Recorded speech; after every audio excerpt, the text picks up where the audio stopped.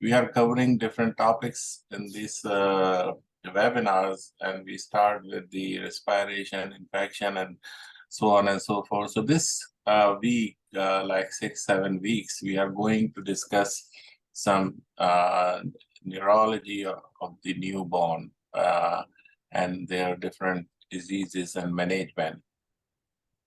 So with that, a little bit of a reminder and introduction, we can start now. Our first speaker is need no introduction. Professor Sajjad Rehman is a consultant neonatologist, clinical director of NICU in Saudi Arabia. He has a vast experience in Qatar, where he was involved in this topic of asphyxia in the research of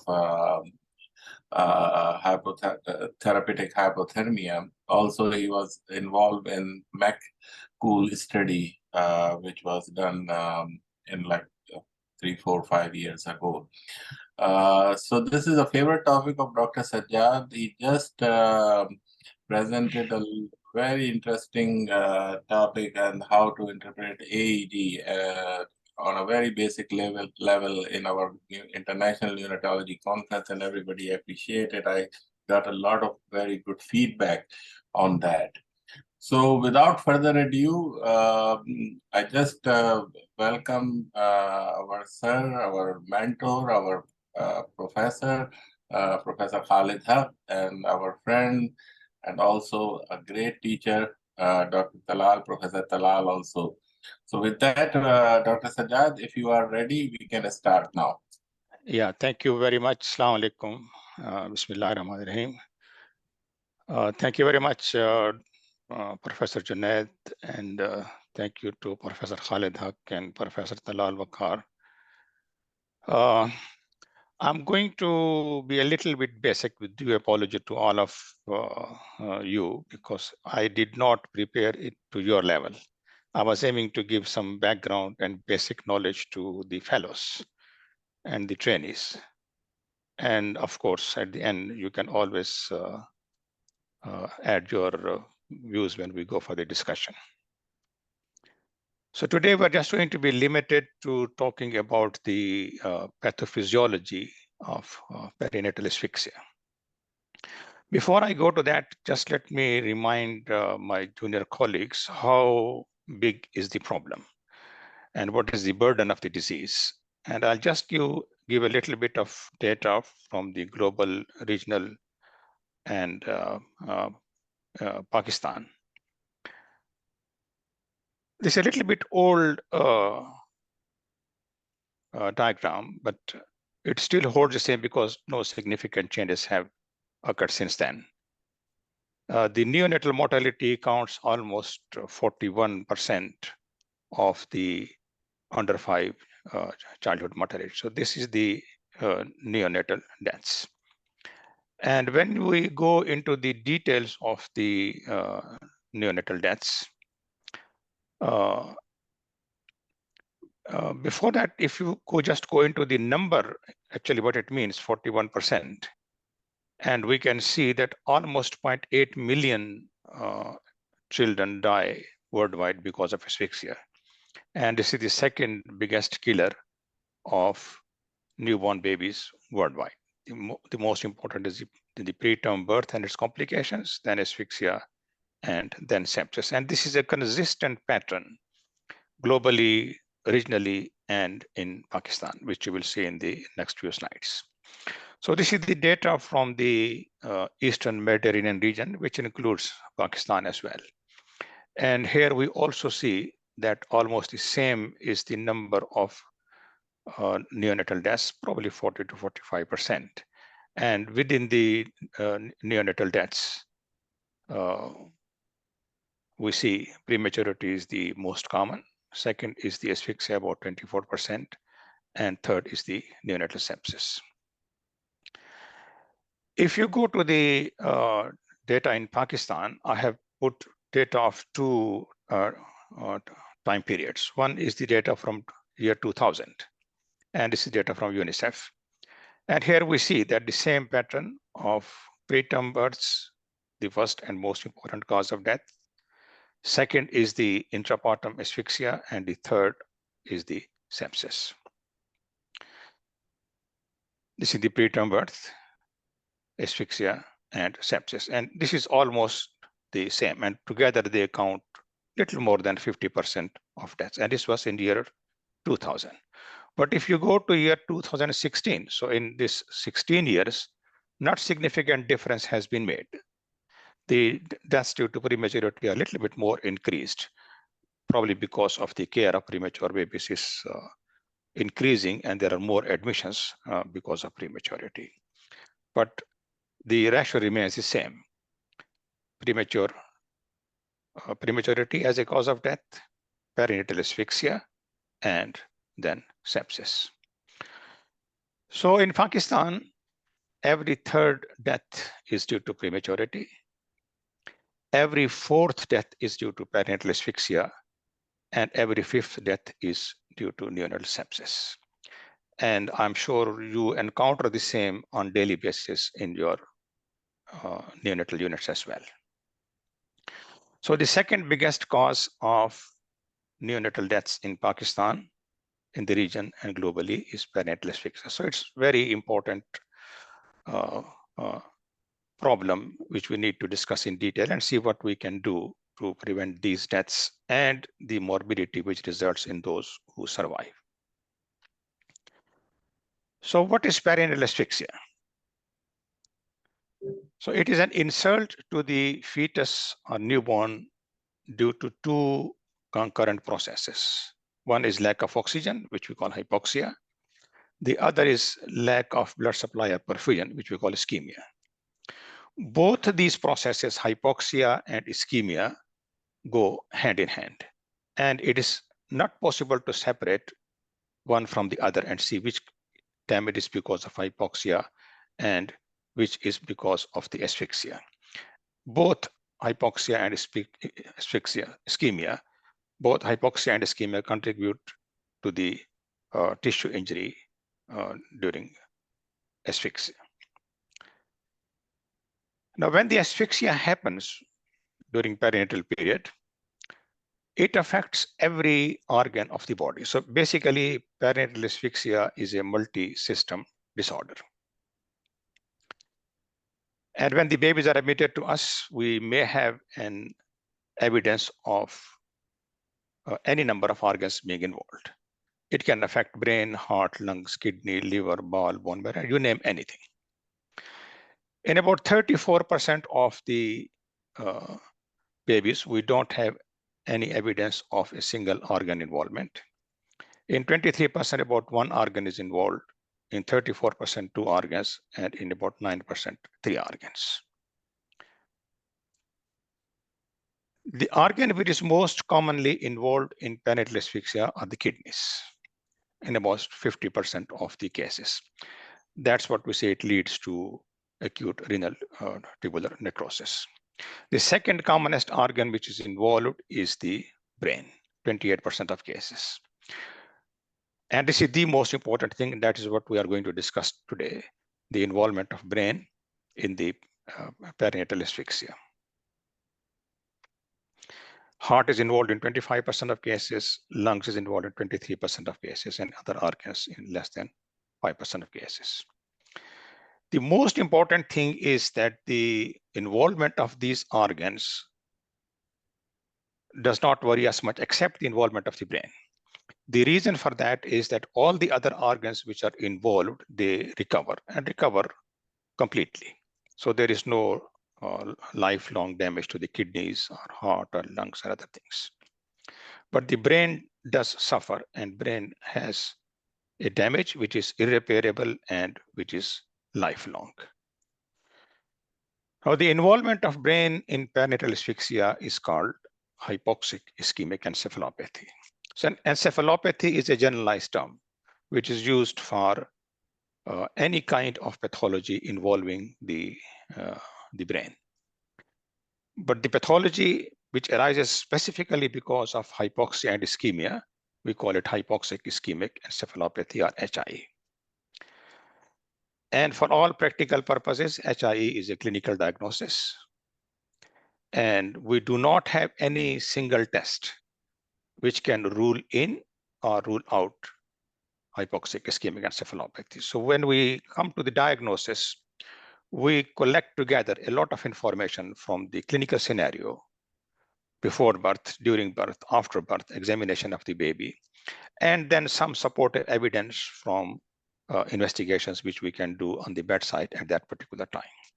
So one important thing to remember is that HIE is a clinical diagnosis. So it depends upon the bedside clinician to decide whether the baby has hypoxic ischemic encephalopathy or the baby does not have hypoxic ischemic encephalopathy. The second thing which we need to remember is that from all aspects, clinically, as well as electrically, and from the point of view of other laboratory tests, HIE is an evolving phenomenon. So it evolves over a period of time. From the time of insult, it progresses and it worsens and worsens and worsens. Or in modern days, when we are giving the hypothermia therapy, this worsening can either be decreased or stopped, and even we have evidence that it can improve over a period of time as well. So it's a phenomena which clinically evolves. So we have to follow it with time. That's why we always say that brain is time. Time is brain, sorry. Time is brain, which means it evolves with the passage of time, and the changes in the brain change with time, and the time is too short. So hypoxia, ischemia work together. This is lack of oxygen and the lack of blood supply, or the oxygen coming from the RBCs, and together they damage the brain, and we call it hypoxic ischemic encephalopathy. Now, previously I told you about the incidence of perinatal asphyxia and the deaths it causes globally, regionally, and locally. Now, the incidence of hypoxic ischemic encephalopathy is almost static throughout the world. The incidence is about 1 to 4 per 1,000 live from newborn babies, which means in USA and UK, in USA probably 4,000 to 16,000 babies per year, and in UK 1,500 infants per year. I don't have the exact figure for Pakistan. But of course, like any other developing countries, Pakistan will have a lot of babies with hypoxic ischemic encephalopathy. And in a rough estimate, about 4 to 9 million cases of asphyxia happen in the developing countries. The unfortunate thing is that the incidence remains unchanged. Even in the countries which have the best obstetric service, there are incidents which happen even with the best of obstetrics. The people can come with obstructed labor and fetal distress and so on and so forth. So therefore, the incidence of hypoxic ischemic encephalopathy remains unchanged. And the consequences are very bad. It remains a major burden for families as well as society. And as I said, there is no specific treatment for perinatal asphyxia as well. Right now, what we are doing, apart from giving the general intensive care, is to start some therapeutic interventions like therapeutic hypothermia or magnesium sulfate or erythropoietin. All these are meant to reduce the amount of damage, reduce the amount of brain injury. They are not a treatment for the damage which has already happened. It is to prevent further damage, because as I said, and I will go that into the next few slides, that the damage is a process which takes hours to days and weeks. It's an evolving phenomenon. So we want to interrupt that evolution, and we want to make it sure that the damage is as little as possible. But the question is, why is brain so vulnerable to hypoxia ischemia? In the beginning, I said that it's a generalized problem. It affects every organ of the body, but every organ recovers and recovers completely, and there is no lifelong damage. But the damage to the brain is lifelong. The brain is only 2% of body weight, and it consumes 15% of body energy and 15% of the cardiac output. And it is dependent on this continuous supply of oxygen and glucose. There is no energy stored in the brain. So unlike the liver and muscles and cardiac tissue, there is no storage capacity in the brain. So it depends upon the supply of fresh oxygen and glucose from the continuous circulation. And as soon as the circulation gets compromised, the metabolism inside the cells of the brain goes from normal aerobic metabolism into anaerobic metabolism. And I'm going to show that in a little bit more detail later on, how this anaerobic metabolism then produces substances which damage the brain. Now let's look on the brain itself. Brain is actually a complex circuit. It has a lot of cells, but all these cells are not neurologically active. Only the neurons are the cells which are neurologically active. But there are other very important cells other than the neurons, and they also contribute very important functions in the function of the brain. And all these cells are connected to each other like the very complex circuit of wires.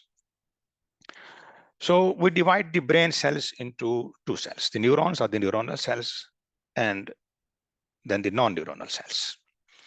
And there are three types of non-neuronal cells, which are very important: astrocytes, microglial cells, and the oligodendrocytes. If you look on the volume of the brain and the size of the brain and the number of cells in it, more than 60 to 65% of the cells are the non-neuronal cells. Neurons are less in number. However, these non-neuronal cells are extremely important for the function of the neuronal cells. So the neurons cannot function without the assistance of astrocytes.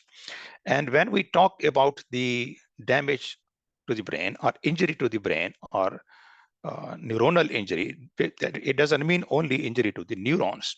It's injury to the non-neuronal cells as well. Sometimes neurons may be intact, but if the damage happens in the non-neuronal cells, still the function of the brain will be very severely affected. So let's have a quick look on these cells, astrocytes. These astrocytes are characteristic star-shaped glial cells in the brain and as well as in the spinal cord. They are the cells which communicate between the blood vessels and between the neurons themselves. So this is neuron 1 with its axon, and this is the neuron 2 where they connect to each other through the synapse. And in between them, we have the astrocytes. They are basically nutritional cells. They supply nutrition to the from the blood to the neurons. Apart from this one, they act in the communication between the neurons as well, and they support myelin sheath and which covers the axons. So the most important function of the astrocytes is maintain brain homeostasis and neuronal metabolism, which means if the astrocytes are destroyed, neuronal metabolism will be very severely affected. They are also responsible physical and metabolic support for neurons. They are responsible for detoxification of the materials produced by the neurons, so keep cleaning function as well. They provide guidance for the migration of neurons. If you go back into the embryology and see how the neurons are produced in the periventricular area, and from there they migrate to the nuclei and to the cortex, and the formation of cortex happens. So they guide this migration. So if they are damaged at that time, the migration will be affected. They are responsible for the regulation of energy metabolism. They provide electrical insulation for unmyelinated axons. They are responsible for transport of blood-borne material to the neurons, and they also help in the repair process. They react to the injury and they help in the repair process. So the next are the microglial cells. They exist in the brain in two forms: the resting microglial cells and the activated microglial cells, which become amoeboid in shape. And these are the neuroprotective cells. And these cells in normal functions are very helpful, very good in protecting the neurons. However, since they produce a lot of material when they are excited and when they are injured, so therefore they themselves can produce a lot of materials which can function in the other way around. They can be the reason for neurotoxicity as well. So microglial cells, they serve as brain macrophages, which means their primary function is the cleanup function. They are involved in the regulation of brain development and maintenance of neuronal networks. The second important function is the repair process. Whenever there is injury to the brain cells and white matter, they help in the repair. The primary source of pro-inflammatory cytokines. They have a pivotal mediators for neuroinflammation, the induction and modulation of a broad spectrum of cellular responses, which are responsible for the repair and regeneration of brain tissue. The third most important cell are the oligodendrocytes, and they have a very specific function. These cells produce myelin. And as we know, when the newborn baby is born, the number of neurons in the brain of a full-term newborn baby is as much as is the number of an adult brain. So there are no more neurons formed after birth. However, the axons remain unmyelinated. And this process of myelination happens after birth. And the various developmental stages are related with the myelination, which always progresses from the brain towards the spinal cord and lower down in the neurons. And therefore, that's why we see the various stages of development, like starting from the head holding to sitting and standing and so on and so forth. So these oligodendrocytes are very important, both in the brain as well as in the spinal cord. And these oligodendrocytes remain in between the cells, neuronal cells. And here I have shown all these three cells. Here we have got this first neuron number 1, with its dendrites, which are the receptive part of the neuron, and then there is an axon from which the signal is transmitted to the next one. And these axons connect with the dendrite of the other one through the what we call the synapse. So in between we have the astrocytes, which provide nutrition to the neurons. You can see over here, it provides nutrition to the myelin as well. And then we have got the oligodendrocytes, which are responsible for making the myelin sheets. So if the oligodendrocytes are destroyed, then the myelination will be affected. And if the myelination is affected, then in spite of the fact that the neurons might not be damaged, still the transmission of messages and the electrical activity will be delayed, and the child will suffer from various degrees of neurodevelopmental delay.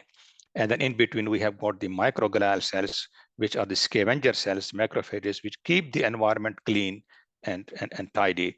And everything which is produced by the cells during their normal activity is taken away from these cells. So this interaction of these cells is very important. So when we talk about the injury to the brain, so it's not only involves injury to the neurons, it means injury to the astrocytes, injury to the microglial cells, and injury to the oligodendrocytes as well. And as I have mentioned, these three cells, which form the non-neuronal cells, form the majority of the mass of the brain as compared to the neuron itself. So there is a complex interaction. Without going much into the detail and all these biochemical things, we can see there is a presynaptic neuron and there is a postsynaptic neuron. So these neurons talk to each other. But in between this talk, we have got the astrocytes and we have got the microglial cells, which are very important in normal function. So as I said, the syndrome of hypoxic ischemic encephalopathy, it evolves with time from mild to moderate and severe spectrum. And this is time bound. So whenever the insult happens within the first 12 hours, what we see is the signs of cerebral dysfunction, which can be in the form of stupor, coma, periodic breathing, hypotonia, loss of oro and suck reflexes. Then between the 12 to 24 hours, we may go into more damage, and the damage is now going towards down and deeper into the brain stem. You can have apnea, and the children and the babies may need respiratory support. From 24 to 72 hours, there's further deterioration, and the child may become comatose. As I said in the beginning, the commonest organ which is involved is the kidney. So kidney function indirectly can indicate the severity of hypoxic ischemic encephalopathy. If the patient is completely anuric, then it's very likely to have an associated severe hypoxic ischemic encephalopathy. We normally classify the degree of hypoxic ischemic encephalopathy by using SONET and SONET staging system, which classifies into stage 1, which is mild HIE, stage 2, moderate HIE, and stage 3, severe HIE. And it takes into consideration the level of consciousness, neuromuscular control, which is tone, posture, and reflexes, complex reflexes like suck, moro, and tonic neck, autonomic functions like pupillary reactions, heart rate, respiration, seizures, whether they happen or electrically or they happen clinically, and the EEG if we have the source available, then early phasic isopotential, later or total isopotential EEG. So it's an evolving phenomenon, as I said, from less than 24 hours to 2 to 14 days and hours to weeks. So this is the typical table of SONET and SONET classification, which divides it into stage 1, stage 2, and stage 3. So mild HIE, moderate HIE, and severe HIE. And one of the most important things is the presence of seizures. There are no seizures in stage 1. And once the seizure develops, you are always in stage 2. In stage 3, there may be seizures, there may not be any seizures. So the seizures are basically a hallmark of stage 2 HIE. And for all practical purposes, we are more worried about stage 2 and stage 3. I'll just show a slide of the outcome. In old days, when we only had the clinical care of these babies, we always used to say that the outcome of stage 1 HIE is very good. There is no mortality and no morbidity, but there is increasing mortality and morbidity as we move from stage 2 to stage 3 HIE. And this is what we used to say. It's a little bit old slide, but it depicts the old concept. So in moderate HIE, you can see that 80% of the babies can survive intact. And probably this number is now much better and much higher with the new interventions coming like therapeutic hypothermia and other pharmacological interventions. And 15% of the survivors would survive with disability, and 5% will die. But when it comes to severe HIE, there is no intact survival, and the ones who will survive, about 18%, they will survive with disability, and the remaining would die. So this was a very bad outcome of a disease, which, as I said in the very beginning, is the second commonest problem throughout the world, and particularly in the low and middle income countries. So let's go and see what happens actually in the brain when the hypoxic ischemic injury happens. And I'm showing these various slides from the morbid anatomy at a time when we did not have the therapeutic options. And most of these children will survive as severely handicapped children. So hypoxic ischemic encephalopathy, as I said, the damage is mainly in the subcortical area. It is the diffuse white matter injury. It happens over here, and it can happen and go down into the nuclei and into the brainstem as well. So this is one of the pathology specimens showing the damage because of hypoxic ischemic encephalopathy. So the damage over here is in the white matter and the subcortical area. And this is the picture from a child who had grown up, survived with a major morbidity, and you can see the child has severe hydrocephalus. Actually, it's not hydrocephalus; it is the atrophy of the brain. And this is hydrocephalus ex vacuo, which develops because the rest of the brain has shrunken in size because of the damage of the tissue. And you can see there are hole-like structures over here. So what happens when at a biochemical level, when the hypoxia ischemia happens in any of the neuronal cells, whether these are the neuronal or non-neuronal cells, any of the brain cells, I mean, the neuronal and non-neuronal cells. And as I said, all these types of cells, neuronal and non-neuronal, are metabolically very active cells. And the normal metabolism in the brain is a aerobic metabolism, which is normal. And brain does not have any reserves of glucose and oxygen. So as soon as we suffer from hypoxia and ischemia, the metabolism immediately switches into anaerobic glycolysis. And then going through all these pathways, at the end, it produces free radicals. And these free radicals further damage the neuronal cells. So as I said, hypoxic ischemic encephalopathy is an evolving process, and it goes through various stages with the passage of time. So as soon as the injury happens, the energy metabolism changes. So we usually classically divide it into primary energy failure and secondary energy failure.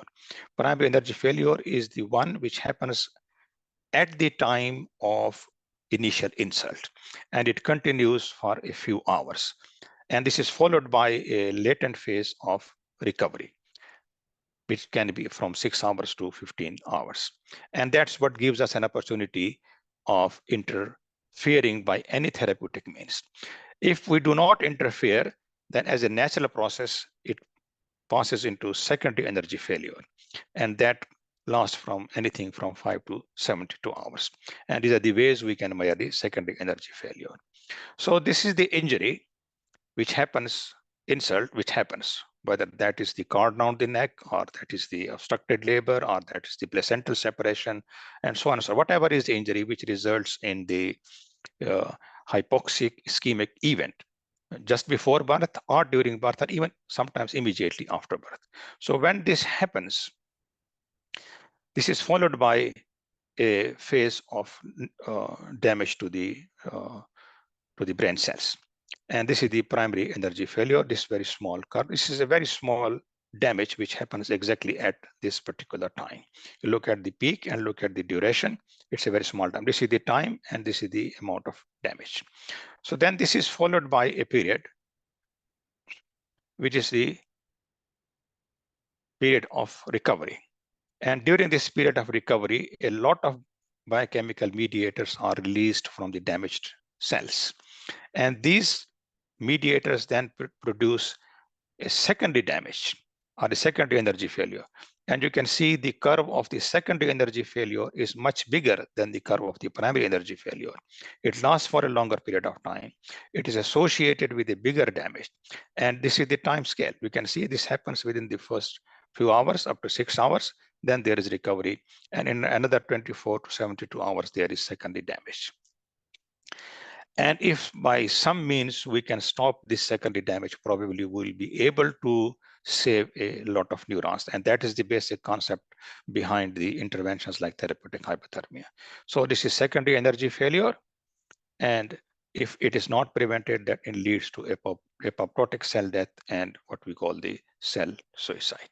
So we have got a window of opportunity.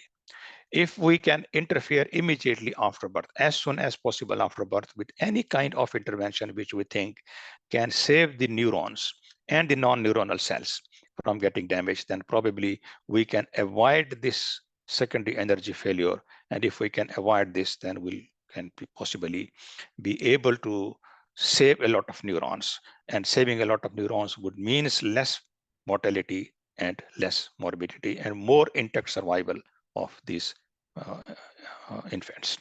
And the studies have shown that this second energy failure is a very important thing. It carries a grave prognosis, and its severity correlates with adverse neurodevelopmental outcome at 1 and 4 years of age.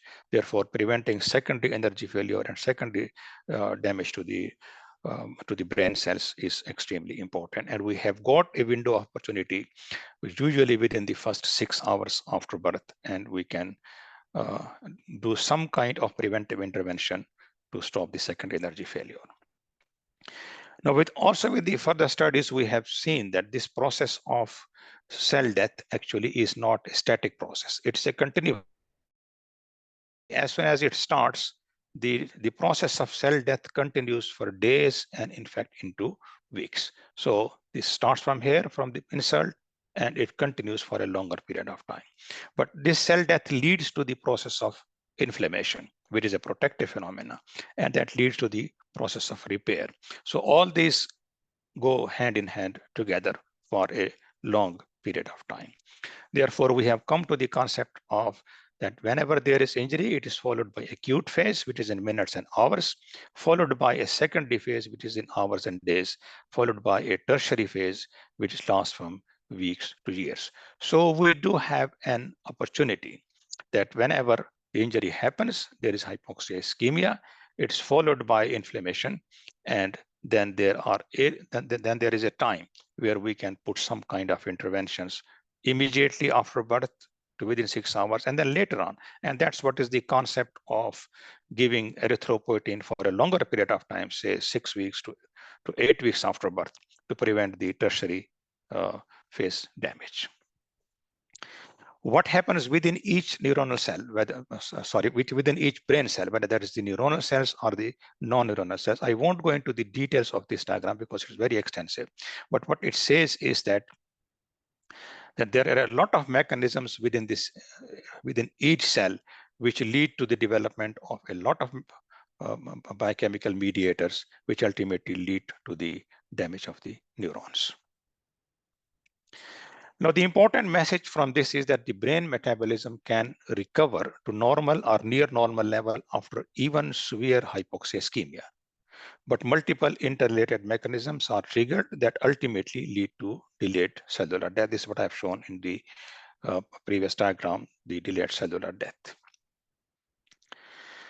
Now, how can we diagnose other than just having a clinical diagnosis, as I mentioned about the SONET and SONET staging classification? And for the therapeutic hypothermia purposes, there is a criteria to diagnose and put the baby on hypothermia, in which we classify it as mild, moderate, and severe HI, based on the criteria A, criteria B, and criteria C. Usually criteria A and B is given. I'm not going to go into the details because that will be taken by Dr. Junaid in next presentation. Now, what happens in the ancillary diagnostic techniques? How can they help us? In the beginning, as I said, and that's the fact that hypoxic ischemic encephalopathy is a clinical diagnosis. You have to make, it's the clinician who has to make a diagnosis. The rest of the things are only supportive. They may help us, they may not help us. Now, MRI is usually the most important and most useful diagnostic technique. And it's the most sensitive and specific as well in diagnosing the hypoxic ischemic encephalopathy. But we cannot do the MRI immediately after birth. In fact, we cannot do it till we have stopped the therapeutic hypothermia. So usually we do the MRI between day 4 and day 14 of life, when we are able to move the baby to the MRI machine. There is no MRI machine in the NICU. It's not a bedside technique. And whenever we do, we can do the T1, T2, and DW1 or ADC images. So this is the typical severe HI figure on axial T1 image. And you can see there is injury to the deep gray matter. This is the deep gray matter, and we can see the injury which is happening in the thalami and the lentiform nucleus. This is the T1 axial image. Then this is the T2 image, which is the other way around. And here we can see the hyperdense white matter. And as I said in the beginning, the damage in the hypoxic ischemic event is this mainly subcortical. It's in the white matter of the brain.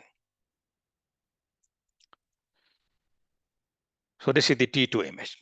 And then this is a figure of, a photograph of the MRI done at a later on in life, when the child has grown and the child had multiple areas of infarction in the brain, and they ultimately develop into multicystic encephalomalacia.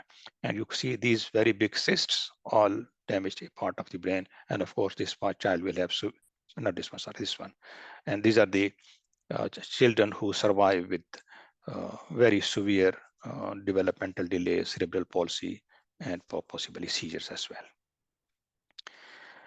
The only bedside technique we have is the ultrasound. We can use it in the neonatal HIE, but it is not very useful in the acute HIE. It does not give us any significant findings over here. However, as a part of follow-up, we can see a lot of changes on the HIE. We can see any hemorrhages, any periventricular leukomalacia, and hydrocephalus. This is the image of a severe HIE at a later stage, and we can see the periventricular cystic change, the same which I had shown in the morbid anatomy, that these children have the encephalomalacia, and which develops into cyst. This is the lateral ventricle, and this is the caudate nucleus and thalamus, and this is the area in which damage is visible.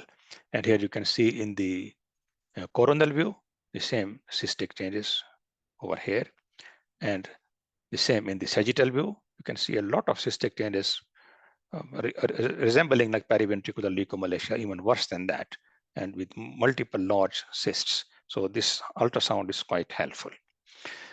The third thing is CT scan, but CT scan is the least sensitive modality for evaluation of hypoxic ischemic encephalopathy. That's why we usually don't do CT scan. We prefer to do MRI. MRI is the technique of choice. Why CT scan is not useful? Because of poor parenchymal contrast resolution in the neonatal brain. And why there is poor contrast resolution? Because of high water content of the parenchyma and high protein content of the CSF. So it makes it difficult to differentiate between the two. So severe HIE, and this is the same picture, almost the same as I showed in the MRI, the same child with encephalomalacia, but this is the CT scan picture, not the MRI picture, and we can see these areas of encephalomalacia and very big severe damage to the brain. And this is the hydrocephalus and brain atrophy, hydrocephalus ex vacui, and there is periventricular hyperechogenicity as well. This is the very typical picture of a CT scan done later in life with the child with cerebral palsy. The other thing which can help us as a bedside diagnosis is the AEG, or cerebral function monitor. I will not go into the detail of this. I'll just show you a few patterns. And this is the normal AEG in a child who does not have any hypoxic ischemic encephalopathy. And we see that how we read is the pattern that there's an upper margin and there is a lower margin, and the upper margin is above 10 microvolts and the lower margin is below 5 microvolts. And there is a normal sleep wave cycling pattern and limited variability. But this changes when the child gets hypoxic ischemic encephalopathy. And this AEG, or cerebral function monitor, is used as criteria C, or an optional criteria in the diagnosis of hypoxic ischemic encephalopathy before we start interference with therapeutic hypothermia or any other thing. So this is the pattern in moderate hypoxic ischemic encephalopathy in a full-term newborn baby, where we can see that the lower border is below 5, the upper remains above 10. And this is a pattern which is very typical, and it looks like a broad band. And this is the pattern in severe hypoxic ischemic encephalopathy. We can see this is the microvolts, 5, 10, 25, 50, 100. And you can see the lower border is below 5 and the upper border is below 10. This is almost like a flat trace. And if you look on the EEG, which is taken at this point of the green marker, it shows a flat EEG, which means the electrical activity of the neurons is 0. So it is like a silent brain with no electrical activity, so very severe HIE. Now going back to the hypoxia ischemia, and what happens, as I said, the metabolism just switches from aerobic to anaerobic metabolism. And if we look into this one, then we come into the question, how can we stop the damage which happens when the anaerobic metabolism starts? So hypoxia ischemia switches the metabolism from aerobic to anaerobic metabolism. But then we have found that there are a lot of places where we can interfere by using various pharmacologic agents like allopurinol, magnesium sulfate, dextromethorphan, ketamine, and so on and so forth. And on top of this, if we put the therapeutic hypothermia, it will actually decrease the metabolism, and all the byproducts which we get, including the free radicals, will be reduced in number, and therefore the damage to the neurons will be less. And this is what we know now because of the use of therapeutic hypothermia. We have seen these changes happening on the bedside, and these are the electrical changes during normothermia and in the hypothermia. And here we can see the hypothermia group shows complete suppression of the secondary rise in impedance, which is a measure of neuronal swelling. And as I said, this is the secondary rise or the secondary damage, which is very important. And here you can see that the damage is less if you give the therapeutic hypothermia. Again, it's a comparison of electrical changes, normothermia and hypothermia, and we have monitored it on the bedside. The black line shows the normothermia, and the blue line shows the hypothermia babies. And you can see it's much better when we give the therapeutic hypothermia, so we can prevent this secondary damage. Similarly, the biochemical changes which happen in the brain can also be reduced by therapeutic hypothermia. And I know Dr. Sajjad will take it into more details. And here you can see the production of the materials which are used for the diagnosis of hypoxic ischemic damage to the brain. And you can see if in a normothermia baby, this is the level, and in the hypothermia, this is the level. So hypothermia reduces the production of these materials, and the same is shown over here. Now, at the end, I'll just mention about the Thompson HI scoring. As I said in the beginning, hypoxic ischemic encephalopathy is an evolving phenomenon. Over a number of hours and days, it worsens. But if you put an intervention like therapeutic hypothermia or any other pharmacologic intervention, the progress is reverse. It may not worsen as quickly as we would otherwise have expected. So Thompson score is one of the scores which is used to monitor the recovery from the hypoxic ischemic encephalopathy. So these are the 9 items which are used in the Thompson scoring, and this is the score they are given: 0, 1, 2, 3, 4, and you see 0 is the normal. Okay, and any worsening is given as 1, 2, 3. So higher the Thompson score, the higher the worse will be the outcome. So what we do is we do Thompson scoring every day on day 1, day 2, day 3, day 4, and day 5, and then we see how the score improves. And any improvement in the score means an improvement in the hypoxic ischemic encephalopathy, and we can use this Thompson score to prognosticate and to talk to the parents and also know the effect of intervention, therapeutic hypothermia, or any pharmacologic intervention like magnesium sulfate or erythropoietin, which we are giving. So coming back and concluding my presentation, just give an example of the car accident. So perinatal asphyxia is like an accident. And as I said in the very beginning, the incident remains static. It remains static because the obstetric process can go wrong anytime, even at home. A lady may be following very normally in the antenatal clinic, but all of a sudden, if there is abruption of placenta and she ends up in the ER, then of course you cannot stop. It's like an accident on which nobody has any control, neither the obstetrician or any other physician. So it's like a car accident, and that it happens in the labor room, in the delivery room, before birth, during birth, immediately after birth. But what happens is the what we want is the early intervention. Time is extremely important. The earlier we intervene, the better it is. Like a car which has got an accident and starts a fire. So if somebody comes with fire extinguishers and intervenes, he can interfere and he can save a lot of things, maybe the car itself, maybe the passengers, maybe the luggage or anything. But if we don't do anything, then that's the end. So we need some kind of rescue material in the hypoxic ischemic encephalopathy, which will prevent the ongoing damage. The earlier we intervene, the better it is. And this is what the studies have shown, that the intervention which is done within the first 6 hours is more effective as compared to the interventions which are done after 6 hours. And again, we have shown that within this first 6 hours, the interventions which are done in the first 3 hours are far more neuroprotective than the intervention done in the second 3 hours of time. And with all the modern criteria for the diagnosis of hypoxic ischemic encephalopathy, as I said, it is a clinical diagnosis. It is the bedside clinician who has to diagnose. And for all practical purposes, within 30 minutes of the birth of the baby, we know that the baby has got mild HI, moderate HI, or severe HI, based on the cord blood gas and the first blood gas in the NICU and the Apgar score and all those criteria which we use at the time of birth in the delivery room and the clinical examination of the baby. So maximum within 1 hour, we can start the intervention. So the earlier we start, the better it is.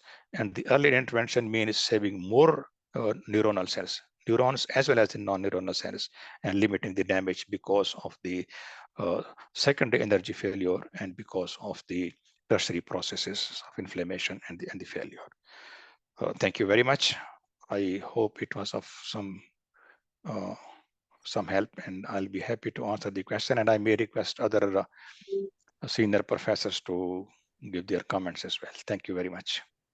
Thank you, Dr. Sajjad, very much. Before we go and open the question and answer session, actually there are a lot of questions on the question and answer side, in this thing. So I will start with that, and then we will open for the discussion. So on the basis of markers, LDH, CPK, SGPT, what do you think? How we can say that it is moderate, mild, and severe asphyxia? No, I don't think there is a classification based on these markers. Yeah. The classification is based on clinical examination, sonnet and sonnet staging.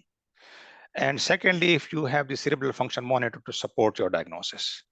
So other than it is just a clinical exactly. judgment. So this is for the Dr. Sitara asked this question, and the LDH, CPK, and CHEPT, they can differentiate that the patient is asphyxiated or not asphyxiated, but the severity has nothing to do with, as Dr. Sajjad said.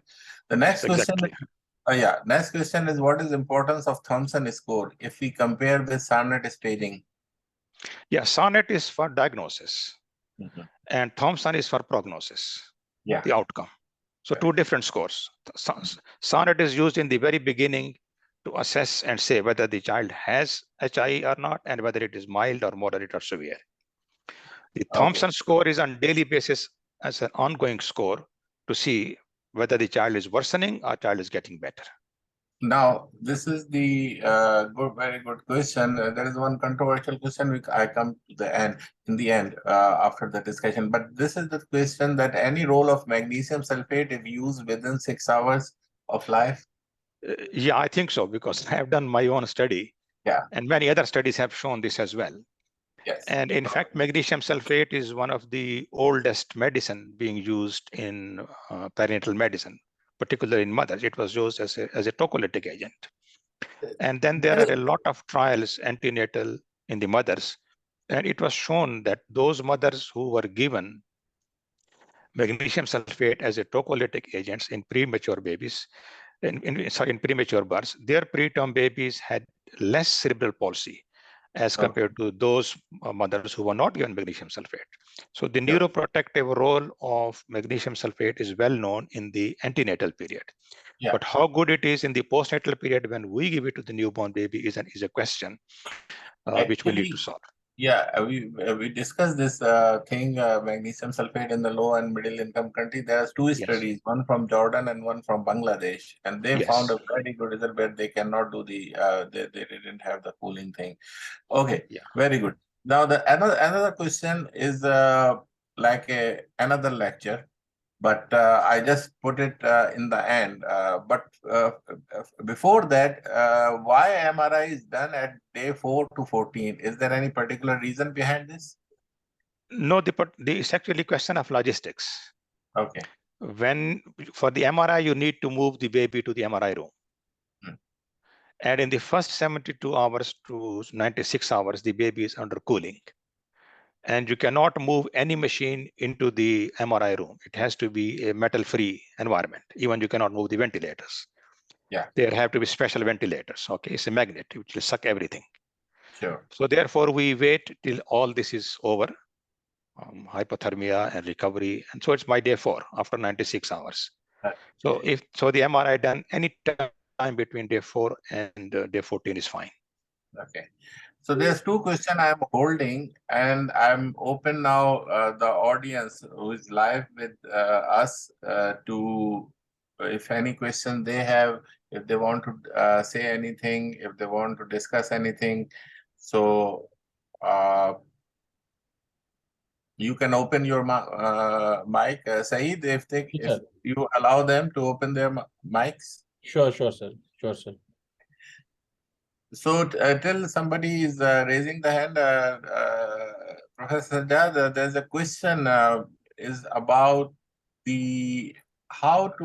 I mean, this is as I said, it's a full lecture. How to prepare when birth asphyxia burden. I mean, this is a very vast question. But anyway, if you can comment on that. I think the first thing is a good obstetrics. Yeah. That's the thing. And good perinatal service. But again, as I said, even in the best perinatal centers, still there are cases of asphyxia. It can happen. It will never be 0. We can reduce the number, but it will never be 0. There's a confusion, and as far as my knowledge, that the seizures are still included in modified SARNet, because one question is that the seizures are not included in SARNet scoring. Do you have any latest information about that? No, the table I showed to you, it does include the seizures. It does include. Yeah, this is my understanding also. This was the last row. Sir, I think. So I think in recent every book of neonatology, I think it's not included.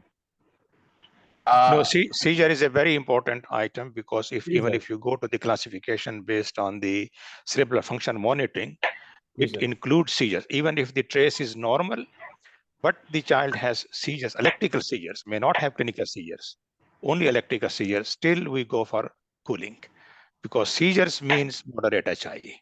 Sure. Or evolving HI, and there is no time. Okay, earlier you start, the better it is. Yeah.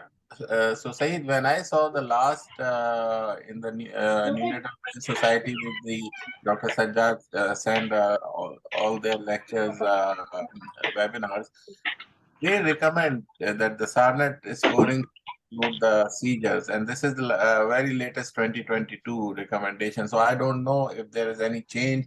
Every book start writing 3 years ago or 4 years ago, and then they publish now. So I don't know how reliable that one. But anyway, Dr. Obaid, you want to ask question? Go ahead. Assalamu alaikum. While I was studying in neonatal fellowship, I read in KidGo guidelines that in first hour of life, when we use caffeine or aminophylline, it will help the renal damage that occurs in HIE. Does it have any function or not? No, I don't think so.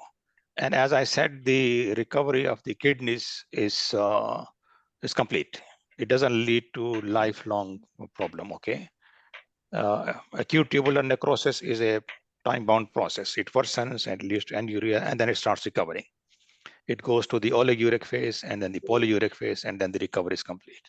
Sure. And I don't think aminophylline or caffeine helps in that process. Okay, thank you.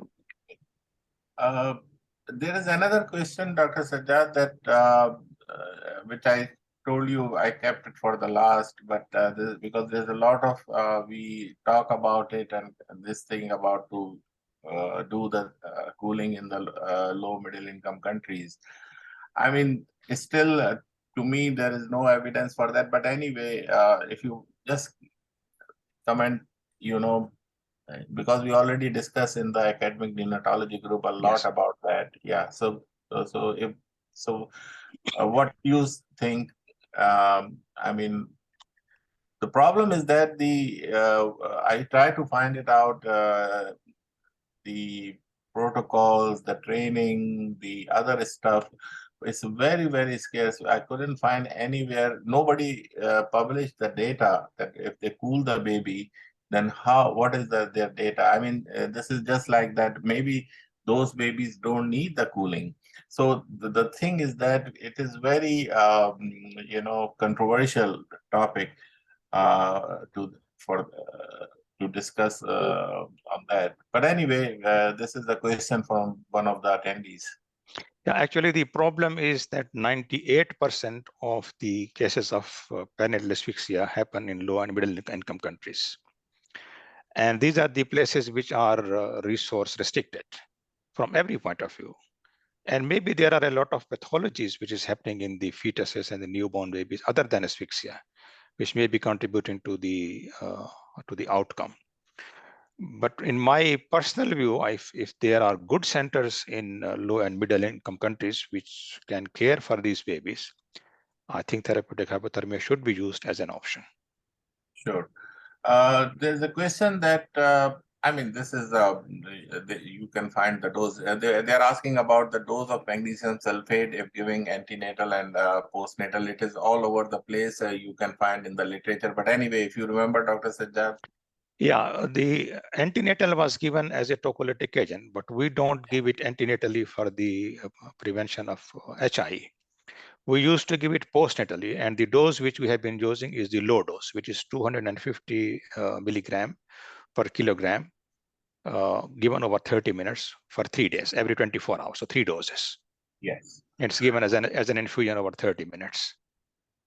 So again, the question is the same. If Talal and others from Pakistan can comment on that. The question by Kashif is, where hypothermic management done for asphyxia, were hypothermic management done for asphyxia in Pakistan or not? So Talal, Dr. Talal, if you are there. I am around. Sir. There are certain centers which are doing it.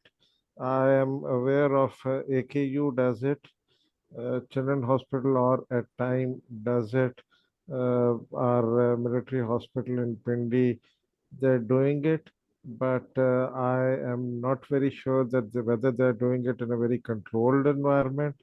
They do it as one-off thing. Okay. Are there any protocols based decisions to do it or not? I'm not very sure, because in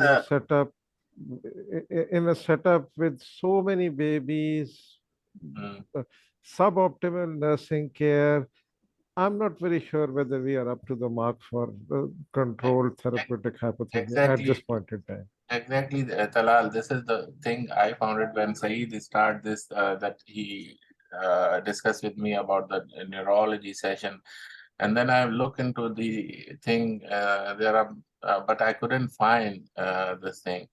Now, another question, Dr. Sajjad, Talal, if you can answer, is there any other way of cooling therapy, as in Pakistan, the tacotherm machine is not available?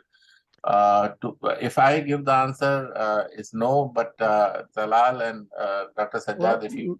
Not that I'm aware that people are doing it, but there were some trials from India where they've done it with so from Africa also with that they've done it with gel packs and other passive cooling methods. But yes, look, there are not developed guidelines in Pakistan for things. So if one odd person is doing it, he's doing it all by himself somewhere.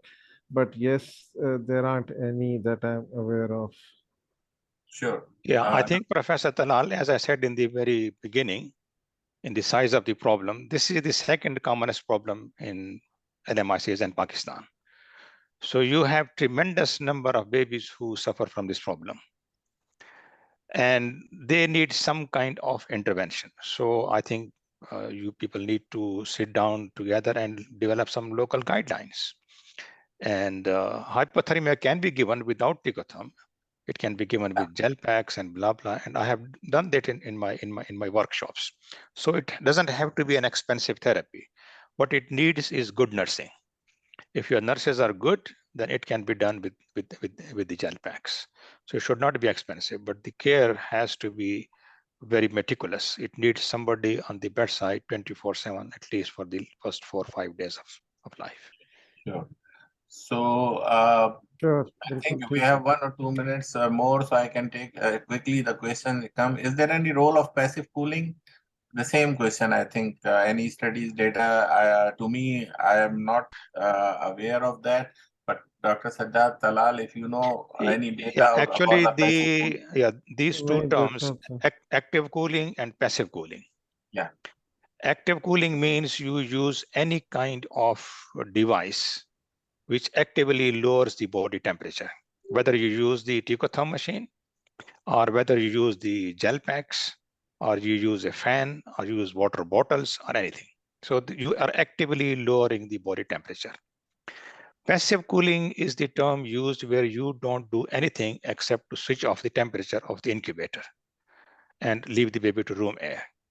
And this is usually done during neonatal transport, when you are transporting a baby with asphyxia from a level 2 unit to a center where the therapeutic hypothermia is provided. So that's where we use the passive hypothermia. But both are doable. Sure. Okay. So, Talal, yes, go ahead. Just a quick comment on there are, as far as the markers are concerned, one marker which one can use is a lactate level. And if the lactate is high, more than 5, we've shown it that it's got a good sensitivity and specificity around between 76 to 78%. Or in our setup, most of the places have got blood gas analyzers, and a lactate can be done on a blood gas analyzer also, and it would give a good. Yes, I agree with that. You're right, Professor Talal. It's very good marker. And if you do a blood gas and it gives all the other parameters, including pH and base excess and bicarbonate level and lactate, then of course you have got very good reason to suspect HIE developing. So I think with that we should close the session because I don't have somebody raising the hand. No, I don't have any other hand. So Saeed, can you close? Sir, Professor Khalid is also with us. Yeah. Okay, sir, can you comment or give a closing remarks? Assalamu alaikum, Sajjad. Excellent presentation. Enjoyed it very much. I just want to say that we from Children's Hospital have already published the use of magnesium sulfate in Pakistan with very good results in moderate to severe HIE. So I can send you the reference and the academic group chat. But there is data from Pakistan already using magnesium sulfate. Yeah, that's correct. In Saudi Arabia, Saudi Neonatal Society also recommends giving magnesium sulfate, even if you can't give the therapeutic hypothermia. Sir, can you share the article with the academic group so it is we can. Inshallah, I will do that. I will do that. Thank you. Okay. Yeah, magnesium sulfate is a very cheap medicine available everywhere in any obstetric ward, and every pharmacy is very low cost. The only thing is that it leads to a little bit of sedation the more dose you give. So that's why there are two doses. One is 250 milligram per kilogram, which is the lower dose. And then there is a higher dose, 400 milligram per kilogram. So 400 milligram per kilogram is associated with more sedation as well as with hypotension. So that's why we tend to use the lower dose. And lower dose has proven to be as good in neuroprotection as is the higher dose. Okay, so yes, sir. Anything else?